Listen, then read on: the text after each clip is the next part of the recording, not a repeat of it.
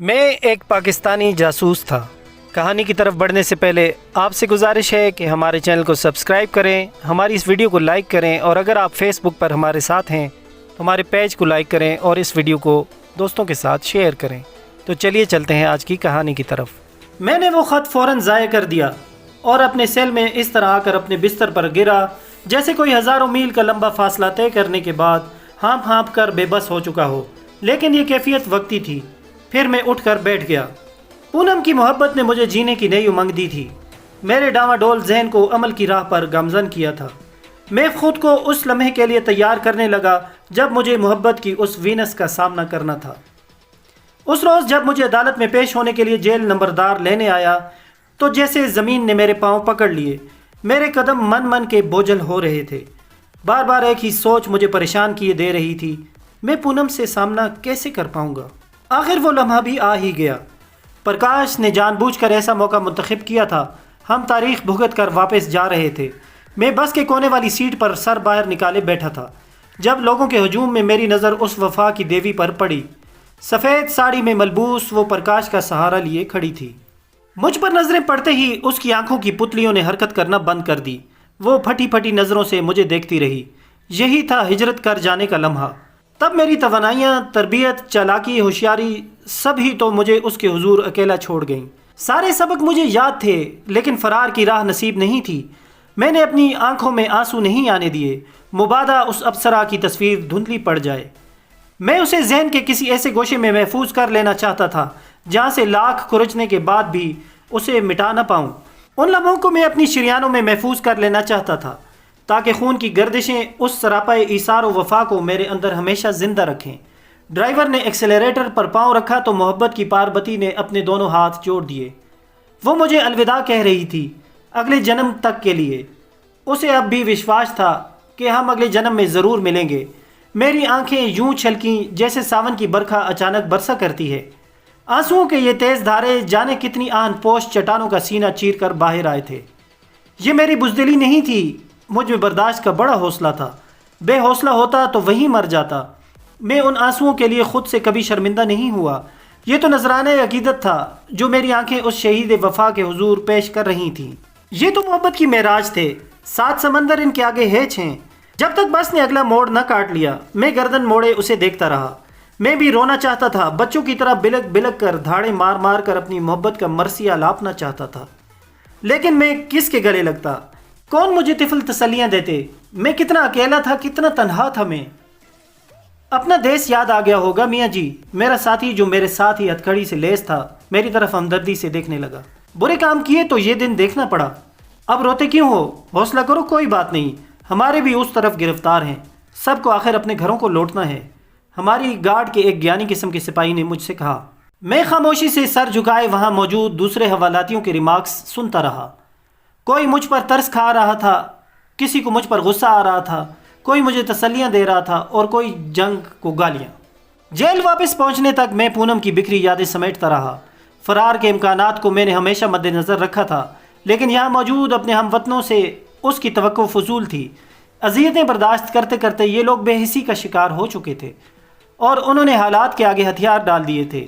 جبکہ ان کے خیالات جاننے کے لیے میں نے 1-2 مرتبہ بالواسطہ گفتگو چھیڑی تو مجھے ناکامی کا منہ دیکھنا پڑا۔ پھر میرے ذہن نے ایک دوسری لائن پر کام کرنا شروع کیا۔ یہاں ایک قتل کا ملزم دلیپ سنگھ بھی ہمارے ساتھ ہی بند تھا اور میرے ساتھ اس کی خاصی دوستی بھی تھی۔ وہ پنجاب کے ایک سرحدی دیہات کا رہنے والا تھا اور اسمگلنگ کرنے کی شدید خواہش رکھتا تھا۔ میں نے یہاں اپنا تعلق اسمگلروں کے جس گروپ سے ظاہر کیا تھا وہ اتنا با اثر گروپ تھا کہ شاید ہی سرحدی دیہات کا کوئی شخص اس سے ناواقف ہو۔ دلیپ سنگھ کی بڑی خواہش تھی کہ اس کا رابطہ بھی اس گروپ سے قائم ہو جائے۔ میں نے اس کی اس نیک خواہش پر کام کرنے پر آمادگی ظاہر کی۔ دلیپ سنگھ کو چند روز قبل ہی 20 سال کی قید کی سزا ہوئی تھی اور چند دنوں میں ہی اس کا چالان دوسری جیل میں جانے والا تھا۔ میں نے 2 دن میں ہی اس کا ایمان خراب کر دیا۔ ہمارا منصوبہ کچھ اس طرح طے پایا کہ میں کل ہی عدالت میں سرحد پار کرنے کا اقبال جرم کر کے سزا پا لوں گا اور سزا پاتے ہی پاکستانیوں کو ایک خاص جیل میں بھیج دیا جاتا ہے۔ دلیپ سنگھ بھی اپنا چالان اسی جیل میں ڈلوائے گا۔ ہم دونوں کو اکٹھے ہی گارڈ لے کر جائے گی۔ راستے میں اس کے ساتھیوں کی مدد سے ہم فرار ہو جائیں گے، اکٹھے پاکستان پہنچیں گے جہاں سے اس کو ہم کسی دوسرے ملک بھجوا دیں گے اور 3-4 سال بعد جب وہ کروڑ پتی بن جائے گا تو بھارت پر لعنت بھیج کر اپنے باقی گھر والوں کو بھی اسی ملک میں بلا کر آباد ہو جائے گا۔ یہ منصوبہ میں نے کچھ اس چالاکی سے اس کے ذہن میں ڈالا اور اس کے سامنے مستقبل کا ایسا سہانا نقشہ کھینچا کہ دلیپ سنگھ پاگل ہو گیا۔ ٹھیک ہے جوانا، اس نے بالآخر فیصلہ کن لہجے میں کہا، دیکھنا کہیں موقع پر پیٹھ نہ دکھا جانا۔ میں نے اسے غیرت دلائی، میں سکھ کا بچہ ہوں میاں، کسی لالے کی اولاد نہیں۔ دلیپ سنگھ مونچھوں کو تاؤ دیتا ہوا بولا۔ اگلے روز میری تاریخ تھی، میں نے اقبال جرم کر لیا اور عدالت نے 1.5 سال قید کی سزا سنائی۔ دلیپ سنگھ نے اپنی ملاقات پر اپنے ساتھیوں کو اعتماد میں لے کر مدد پر آمادہ کر لیا اور قریباً 3-4 روز کے بعد ہمارا چالان ناپ جیل کے لیے ڈال دیا گیا۔ اس اثناء میں دلیپ سنگھ نے جیل کے ڈاکٹر سے ساز باز کر کے اس کی مٹھی گرم کی اور انسانی ہمدردی کا واسطہ دے کر اسے اس بات پر آمادہ کر لیا کہ وہ میرے لیے یہ سفارش کر دے کہ میں جیلی بیماری کی وجہ سے جس کا شکار میں سزا کے فوراً بعد ہو گیا تھا، لوہے کی سلاخوں والی بیڑی کے ساتھ سفر نہیں کر سکوں گا، مجھے سنگل والی بیڑی پہنا دی جائے۔ ہم نے اس بات کی کسی کو ہوا بھی نہیں لگنے دی تھی کہ میری بیڑی بدل جائے گی۔ ڈاکٹر کو صرف یہی علم تھا کہ دلیپ سنگھ نے یہ کام میری ہمدردی حاصل کرنے کے لیے کیا ہے، کیونکہ جلد یا بدیر ہم دونوں رہا ہو جائیں گے، اس کے بعد ہم مل کر سمگلنگ کیا کریں گے۔ اللہ تعالیٰ مسبب الاسباب ہے، جب اس نے کسی کی بگڑی بنانی ہو تو غیب سے اس کے لیے ایسا سامان پیدا کر دیتا ہے کہ انسانی عقل دنگ رہ جاتی ہے۔ اس روز صرف ہم 2 قیدیوں کا چالان جا رہا تھا اور ہمیں لے جانے والے تھے ایک بوڑھا حوالدار اور 2 سپاہی۔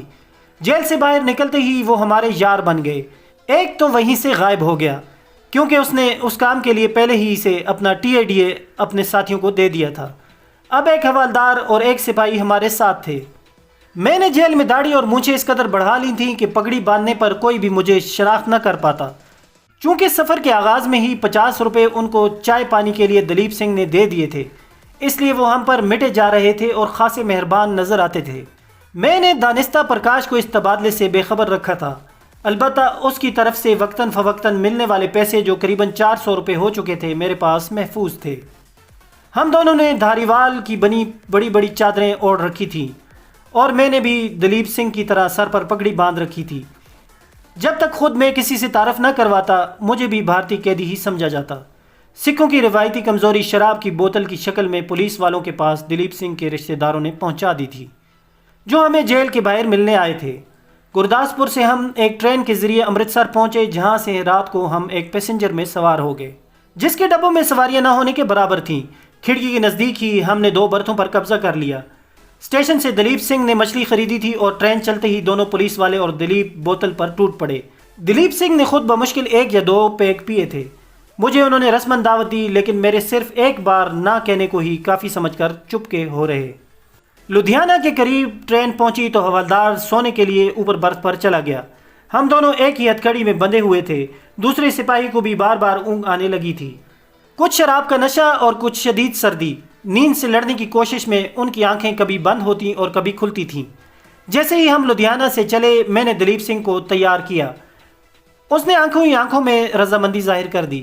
سپاہی نے ہماری ہتھکڑی کا کڑا اپنی پیٹی سے نکال کر ہاتھ میں پکڑ رکھا تھا۔ مہاراج جی ذرا پیشاب کرائیں گے؟ دلیپ سنگھ نے اونگتے ہوئے سپاہی سے کہا۔ اس نے لال لال آنکھوں سے ہماری سمت دیکھا اور شراب کے نشے میں لڑکھڑاتی زبان میں اجازت دے دی۔ ہماری برتھ کی پشت ڈبے میں بنی لیٹرین سے ملی ہوئی تھی۔ خود وہ گدھا وہیں بیٹھا رہا۔ ہم دونوں ہتھکڑی سنبھالتے ہوئے اٹھ کر کھڑے ہوئے کیونکہ یہاں گاڑی کی رفتار نہ ہونے کے برابر تھی۔ اٹھنے سے پہلے میں ہتھکڑی سے اپنا ہاتھ نکالنا نہیں بھولا تھا۔ لیٹرین کے نزدیک میں نے ہاتھ ہتھکڑی سے باہر نکال لیا۔ دلیپ سنگھ حیرت سے میری طرف دیکھ رہا تھا۔ اشکے گرو جی، اس نے مجھے بے اختیار داد دی۔ ہم نے دروازہ کھولا اور پائیدان پر پاؤں رکھتے ہوئے ایک دوسرے کے پیچھے اندھیرے میں چھلانگیں لگا دیں۔ ٹرین کی رفتار کم تھی اور خیریت گزری، مجھے تو کوئی چوٹ نہ آئی۔ میں نے پہلے چھلانگ لگائی تھی، اس کے بعد دلیپ سنگھ کودا۔ جب تک ٹرین گزر نہیں گئی میں زمین سے چپکا لیٹا رہا۔ اس کے ساتھ ہی میں بجلی کی سی پھرتی سے اٹھا، نہ جانے میرے جسم میں اتنی طاقت کہاں سے عود کر آئی تھی۔ ریلوے لائن کے قریب 2 پتھر میں نے اٹھائے اور ایک دوسرے کے اوپر بیڑی کے کڑے بار بار رکھ کر ضربیں لگائیں۔ ربٹ ٹوٹی اور میں آزاد ہو گیا۔ اس عمل میں بمشکل 1 منٹ صرف ہوا تھا۔ میری نظریں ابھی تک دور جاتی گاڑی کی روشنیوں پر جمی ہوئی تھیں۔ مجھے حیرت ہوئی، دلیپ سنگھ ابھی تک اپنی جگہ سے نہیں اٹھا تھا۔ جب بھاگ کر میں اس کے نزدیک گیا تو میرا دل ڈوب گیا۔ میرے محسن سے اندازے کی غلطی ہو گئی تھی اور وہ بجائے دور گرنے کے پتھروں کے اوپر ڈھیر ہو گیا۔ اس کا سر پھٹ چکا تھا اور وہ بے ہوش پڑا تھا۔ دلیپ سیاں، دلیپ سیاں، میں نے اسے قریباً جھنجھوڑ ڈالا لیکن وہ بدستور خاموش رہا۔ میری نظریں ابھی تک گاڑی کی بتیوں پر جمی تھیں۔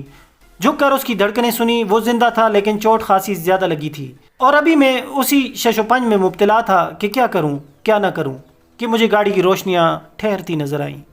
شاید ہمارے فرار کی اطلاع ہو گئی تھی اور پولیس والوں نے زنجیر کھینچ کر گاڑی روک لی تھی۔ ابھی سوائے بھاگنے کے اور کوئی چارہ نہ تھا۔ میں نے الوداعی نظر اپنے محسن پر ڈالی، اسے بڑے دکھی دل سے خدا حافظ کہا اور دیوانہ وار ایک سمت میں بھاگنے لگا۔ بھاگتے بھاگتے ہانپنے لگتا تو رک کر سانس لے لیا۔ مسلسل مشقت سے نہ جانے کون سے زخم ہرے ہو گئے تھے کہ وجود پھر دکھتا ہوا پھوڑا بن گیا۔ ٹانگ کی تکلیف دوبارہ اود کر آئی، لیکن ان باتوں کی پرواہ کیسے تھی؟ آزادی کے خوبصورت تصور کے سامنے یہ سختیاں، یہ دکھ سب ہیج تھیں۔ مجھ پر بھاگنے کا جنون سوار تھا۔ صبح تک میں بھاگتا اور چلتا رہا۔ اس دوران گرفتاری کا خوف برابر مجھ پر مسلط رہا۔ مجھے علم تھا کہ پولیس بوکھلائے ہوئے کتوں کی طرح میرا پیچھا کر رہی ہوگی، لیکن میں نے بھی دل میں تہیہ کر لیا تھا کہ کبھی زندہ ان وحشیوں کے ہاتھ نہیں آؤں گا۔ صبح کے قریب جس جگہ میں پہنچا یہ دیکھ کر میں حیران رہ گیا کہ یہاں میں پہلے بھی آ چکا ہوں۔ میں نے راتوں رات 20 میل سے زیادہ سفر طے کر لیا تھا اور قریباً شام ڈھلے میں دنیا نگر پہنچ چکا تھا۔ تو ویورز، یہ تھی ہماری آج کی ایپیسوڈ۔ امید ہے آپ کو پسند آئی ہوگی۔ ہماری اس ویڈیو کو لائک کریں، ہمارے چینل کو سبسکرائب کریں اور ہماری ویڈیو کو اپنے دوستوں میں شیئر کریں۔